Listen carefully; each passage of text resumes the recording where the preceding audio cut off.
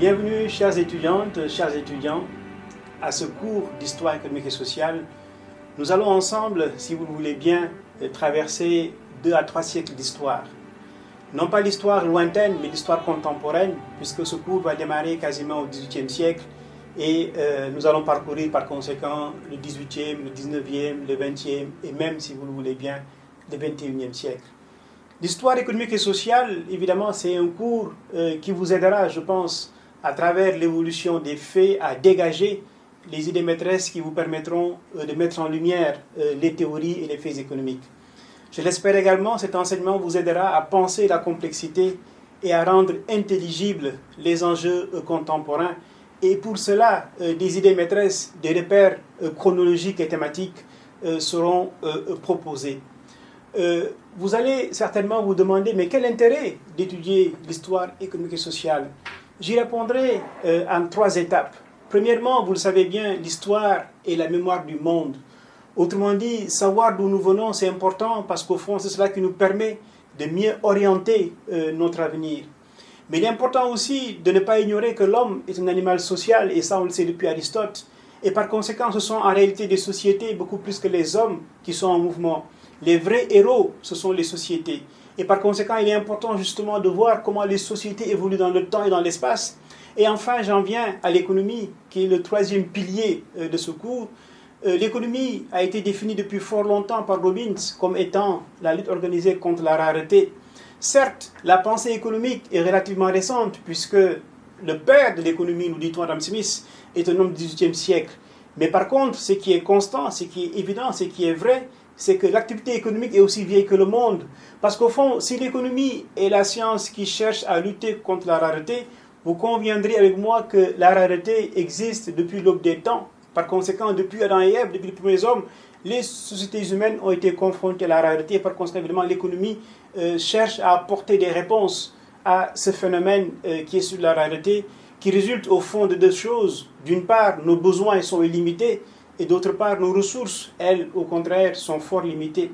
Par conséquent, vous l'aurez compris, l'histoire économique et sociale va s'intéresser tantôt à des questions ou à des phénomènes qui nous renvoient à l'histoire, tantôt à des phénomènes ou à des faits qui nous renvoient à la société. Mais ici, la trame, évidemment, elle reste l'économie, puisqu'au fond, nous allons nous intéresser et à l'histoire et à la société, mais évidemment en nous appuyant sur l'économie.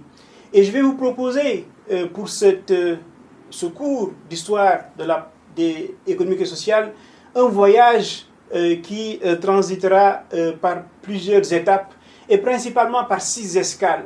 Je vous l'ai dit tantôt, nous allons traverser 2 siècles et demi, quasiment 3 siècles. Nous allons démarrer par la révolution industrielle, qui, vous le savez aussi, a été un moment de rupture important dans l'histoire de l'humanité. Après la révolution industrielle, nous allons nous intéresser aux premières crises auxquelles le monde a été confronté. Évidemment, ces crises, c'est d'abord la Première Guerre mondiale, c'est ensuite la grande crise des années 30, et c'est enfin la Deuxième Guerre mondiale. La 3e étape nous amènera à nous intéresser à l'Afrique, mais sur une période qui est quasiment celle du 19e, du 20e siècle, et par conséquent, nous allons nous intéresser à 2 phénomènes qui sont fortement liés. D'abord la colonisation et ensuite la décolonisation. Ensuite, la 4e escale va nous amener à nous intéresser au monde consécutif à la Deuxième Guerre mondiale. Et nous verrons par conséquent évidemment que le monde a été un monde bipolaire, et évidemment cette bipolarisation est une caractéristique essentielle du monde post-45. La 5e étape va nous amener à nous intéresser au tiers-monde, et donc aux pays en voie de développement. Du point de vue politique, du point de vue économique, du point de vue social, nous verrons par conséquent quels sont les facteurs fondamentaux qui caractérisent ces notions de développement, de sous-développement et de tiers-monde. Et enfin, la dernière étape de ce voyage va nous amener à nous intéresser à la mondialisation. Vous le savez, nous sommes aujourd'hui dans un village qui est planétaire et par conséquent, il est important encore une fois de questionner cette mondialisation et évidemment de voir quelles sont les tendances, les piliers de cette mondialisation. Permettez-moi de vous présenter rapidement les différentes escales que je viens d'énoncer assez brièvement. J'ai dit que nous allons commencer par la révolution industrielle. Et vous le savez, cette révolution industrielle a été un moment important dans l'histoire de l'humanité. Nous verrons que cette révolution industrielle, elle a eu son foyer en Europe. Elle est née en Europe. Et nous verrons par conséquent pourquoi l'Europe, plus que n'importe quel autre continent, a été, disons, l'espace qui a permis d'enfanter cette révolution industrielle. Et nous verrons donc quels ont été les mécanismes structurels de cette révolution industrielle. Et évidemment, le tableau ici, il n'est pas que réduisant, puisqu'au fond, on le sait aussi, la révolution industrielle a été une période, notamment sur le plan social, qui a été caractérisée par, disons, des phénomènes extrêmement durs. La révolution industrielle n'a pas été seulement le siècle des Lumières, elle a été aussi, n'est-ce pas, un moment particulièrement difficile, notamment du point de vue du travail des enfants, du point de vue des conditions sociales, du point de vue également, n'est-ce pas, des antagonismes sociaux dans ces pays européens. Mais nous verrons également que la révolution industrielle s'est exportée, qu'elle ne s'est pas seulement figée dans le continent européen. Elle s'est exportée d'abord aux États-Unis, elle s'est exportée ensuite au Japon, et nous aurons l'occasion justement de voir les mécanismes à travers lesquels ces deux grands pays aujourd'hui ont également connu une révolution industrielle. Après ce premier chapitre qui sera consacré à la révolution industrielle, nous allons nous intéresser aux premières crises, n'est-ce pas, qu'on pourrait qualifier de crise mondiale, puisqu'au fond, désormais, le monde est engagé dans cette évolution presque irréversible qui est celle de la mondialisation. Et nous verrons que cette mondialisation, d'abord, elle a été dramatique. Elle a été d'ailleurs caractérisée d'abord par une première guerre mondiale dont on verra les conséquences sur le plan économique, sur le plan politique et sur le plan social ont été parfois désastreuses. Nous nous intéresserons ensuite à la grande crise des années 30, n'est-ce pas, qui a été une crise caractérisée par une spéculation boursière et un krach boursier dont les conséquences sur l'économie, notamment américaine, ont été désastreuses, mais également on verra que cette crise s'est étendue à d'autres territoires et au fond, c'est le monde qui, dans les années 30, a connu une très forte crise. Et on verra aussi quelles sont les analyses, notamment économiques, qui ont été développées à la fois pour expliquer cette crise, mais également pour lui apporter des solutions. Et enfin, la troisième partie de ce chapitre consacré aux crises, va nous amener à nous intéresser à la Deuxième Guerre mondiale, qui, comme on le verra également, aura été une crise particulièrement douloureuse pour l'humanité dans sa globalité. Et nous verrons également en particulier quelle a été la place de l'Afrique dans ces deux guerres mondiales, puisque effectivement l'Afrique a eu une place importante dans ces deux guerres mondiales. Nous allons dans une troisième étape nous intéresser à l'Afrique, mais à l'Afrique sous l'angle à la fois de la colonisation et de la décolonisation. Vous le savez, l'Afrique, son histoire est particularisée par le fait qu'elle a été vaincue militairement, elle a été occupée sur une longue période, et en cela, évidemment, l'Afrique est un continent dont la trajectoire historique est quasi unique. Mais nous verrons justement qu'est-ce qui explique, qu'est-ce qui justifie, qu'est-ce qui permet de rendre compte de cette faiblesse de l'Afrique à un moment donné de son histoire, qui s'est traduite par une occupation militaire et par une occupation politique, évidemment que nous réduisons à travers cette notion de colonisation. Et évidemment, il serait important là aussi, n'est-ce pas, de repartir de beaucoup plus loin pour voir un peu quelle a été la situation d'Afrique à la veille de la conquête coloniale. L'Afrique précoloniale, au fond, est très mal connue, malgré l'existence de travaux très importants comme ceux de Cheikh Anta, n'est-ce pas, qui nous montrent que l'Afrique précoloniale n'est pas forcément celle que nous imaginons. Beaucoup d'entre nous imaginent que l'Afrique précoloniale est une Afrique arriérée, est une Afrique... or, il n'en est pas du tout ainsi. Évidemment, il serait important là aussi, n'est-ce pas, de revenir sur ces quelques éléments pour évidemment avoir une description objective de la situation du continent africain, la veille, n'est-ce pas, de la colonisation. Et évidemment, il serait important aussi de voir quelles ont été les différentes formes à travers lesquelles l'Afrique a été colonisée, mais également de faire en quelque sorte le bilan de la colonisation.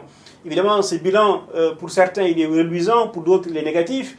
Vous vous rappelez le débat qu'il y a eu entre Senghor et Césaire, L'un qui disait que la colonisation était un mal nécessaire, je parle de Senghor, et l'autre, n'est-ce pas, qui disait que la colonisation était le pire des crimes contre l'humanité. Évidemment, ici, je parle de Césaire. Mais quoi qu'il en soit, il est important de faire ce bilan sur le plan démographique, sur le plan social, sur le plan politique, sur le plan économique. Évidemment, ce bilan, nous essayons de le faire ensemble de la façon la plus objective possible. Et nous allons terminer ce chapitre sur la colonisation et la décolonisation par nous intéresser au mouvement par lequel l'Afrique est sortie de la nuit coloniale. Évidemment, cette sortie s'est faite à plusieurs vitesses. Nous savons très bien que tous les pays ne sont pas sortis au rythme de la colonisation. On sait aussi que selon les régions, selon les pays, évidemment, les modalités par lesquelles cette décolonisation s'est faite est fort différente. Certains pays ils sont allés par la guerre, d'autres ils sont allés à travers la négociation. Mais quoi qu'il en soit, il sera important de voir ce mouvement d'ensemble de l'Afrique qui lui a fait sortir de la colonisation. Et nous allons enfin, dans d'autres escales, nous intéresser à différentes autres questions que je vais vous présenter assez brièvement. La quatrième escale nous amènera à nous intéresser, n'est-ce pas, au monde tel qu'il est structuré à la suite de la Deuxième Guerre mondiale. Nous avions effectivement un monde bipolaire. D'un côté, n'est-ce pas, le bloc communiste, et de l'autre, le bloc capitaliste. Évidemment, c'est l'époque de la guerre froide, c'est l'époque de l'équilibre de la terreur. Et cette période, symboliquement, on considère qu'elle a pris... Elle s'est épuisée, elle s'est terminée en 1989 avec la chute du mur de Berlin. Évidemment, ici, c'est tout un symbole, parce qu'au fond, ce mur de Berlin symbolise la fracture du monde entre pays communistes et pays capitalistes. Nous allons d'abord nous intéresser au monde tel qu'il existait à la suite de la Deuxième Guerre mondiale. Cette Deuxième Guerre mondiale a redessiné le monde. La géographie du monde après 1945 est radicalement différente de la géographie du monde avant 1945. Et l'une des particularités du monde après 1945, c'est véritablement la fracture, je parle bien de fracture, qui s'est dessinée entre d'un côté le bloc capitaliste et de l'autre le bloc communiste ou socialiste. Évidemment, c'était l'époque de la guerre froide, c'est l'époque de l'équilibre de la terreur. Évidemment, cette période a été une période sombre dans l'histoire de l'humanité. Mais il est vrai qu'en 1989, la chute du mur de Berlin, n'est-ce pas, a symbolisé, n'est-ce pas, la disparition de ce monde bipolaire. Et effectivement, le monde après la chute du mur de Berlin est un monde radicalement différent de celui qui l'a précédé. Nous allons aussi nous intéresser au tiers-monde, aux pays en voie de développement.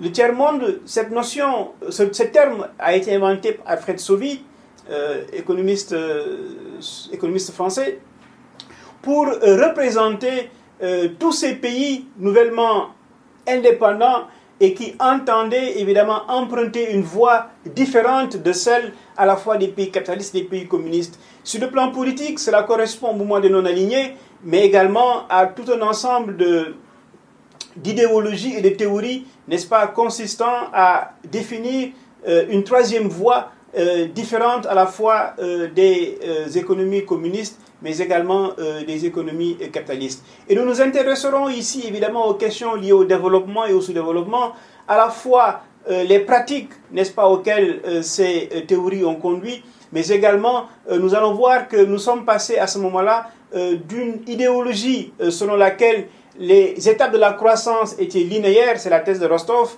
à une idéologie radicalement différente, évidemment consistant à dire qu'en réalité, il n'y a pas une seule voie, il n'y a pas one best way, mais chaque pays doit inventer, n'est-ce pas, sa trajectoire pour sortir du sous-développement et aller vers le développement. Nous allons enfin nous intéresser à la mondialisation. Ce sera la dernière escale de ce cours d'histoire économique et sociale.